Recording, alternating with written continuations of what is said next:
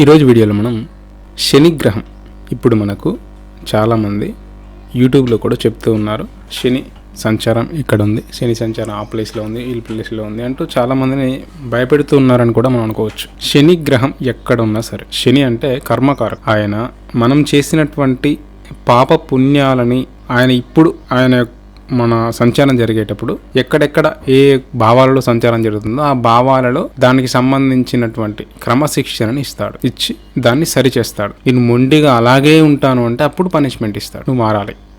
మారితే ఆయన ఏమీ అనడు. అలా ఆయన ఏ భావంలో ఉంటుందో ఆ భావాలలో మీరు జాగ్రత్తగా ఉండండి.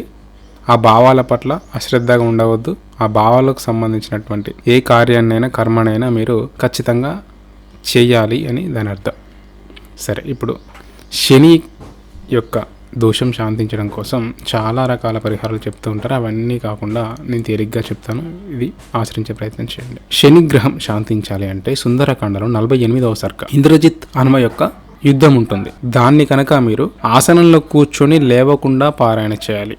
లేదు మాకు పారాయణ చేయడం రాదు, వినాలి అనుకున్నప్పుడు ఆసనంలో కూర్చొని మధ్యలో ఎటువంటి డిస్టర్బెన్స్ లేకుండా పూర్తిగా సరిగ్గా పారాయణ వినాలి. మీరు విని అప్పుడు హనుమకు నమస్కారం చేసి లేవడం, సీతారామచంద్రులకు నమస్కారం చేసి లేవడం చేసినట్లయితే మీకు ఈ యొక్క శని దోషం ఎంత తీవ్రంగా ఉన్నా ఆ యొక్క తీవ్రతని తగ్గిస్తుంది ఈ యొక్క సర్గ. అలాగే ఆ ఒక్క దోషమే కాకుండా మీకు అనేక గ్రహాల యొక్క ఫలితాలని ఈ యొక్క సర్గ పారాయణ ద్వారా వినడం ద్వారా ఉపశాంతి పొందుతాయి. ఎటువంటి తీవ్ర గ్రహాలైనా సరే శాంతిస్తాయి అని మనకు చెప్పడం జరిగింది.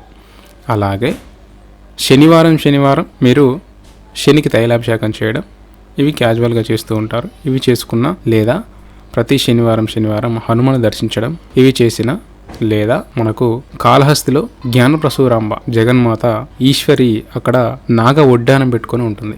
ఆమెని దర్శించినట్లయితే గ్రహాల సంబంధమైనటువంటి తీవ్రమైనటువంటి సమస్యలు ఏమైనా ఉన్నట్లయితే ఆ నాగ ఒడ్డాలను దర్శించడం చేత శని గ్రహ దోషము నివారింపబడుతుంది, రాహుకేతుల దోషాలు కూడా నివారింపబడతాయి. కావున ఈ యొక్క విధానాన్ని మీరు ఆచరించవచ్చు. అలాగే శనికి సంబంధించినటువంటి స్తోత్రాలు ఉన్నాయి, అవి కూడా పారాయణ చేయడం చాలా ఉత్తమమైన ఫలితాన్ని ఇస్తుంది. ఇవి మాకు తెలియవండి, ఇంకా తేలిగ్గా ఏమైనా ఉందా అంటే మీరు ఏం చేస్తారు అంటే ఒక తంత్రం లాంటివి చెప్తాను, దీన్ని జాగ్రత్తగా మీరు ఆచరించే ప్రయత్నం చేయండి. ఏ గ్రహం దోషమైతే మిమ్మల్ని ఇబ్బంది పెడుతుందో ఆ దోషం ఉంది అని తెలిసినప్పుడు ఒక రాగి చెంబులో స్వచ్ఛమైనటువంటి నీరు తీసుకుని ఆ నీటిని మీరు ఉదయాన్నే లేచిన అనంతరం తూర్పు ముఖంగా కానీ ఉత్తర ముఖంగా కానీ కూర్చొని మీకు ఏదైతే దోషం ఉంది, శనిగ్రహం అనుకోండి, శనిగ్రహ కవచాన్ని మీరు ప్లే చేసినట్లయితే ఈ యొక్క కవచం పారాయణ జరిగినంతసేపు ఆ నీరు ఈ యొక్క శబ్దశక్తి చేత ఉత్పన్నమైనటువంటి ఆ వైబ్రేషన్స్ని నీరు గుంజుకొని దానిలో నిక్షిప్తం చేసుకుంటుంది. ఆ యొక్క నీటిని మీరు తీర్థంగా తీసుకున్నట్లయితే తీసుకునే ముందు సంకల్పం చెప్పుకోవాలి. ఏ గ్రహం అయితే మిమ్మల్ని బాధిస్తుందో ఈ యొక్క గ్రహము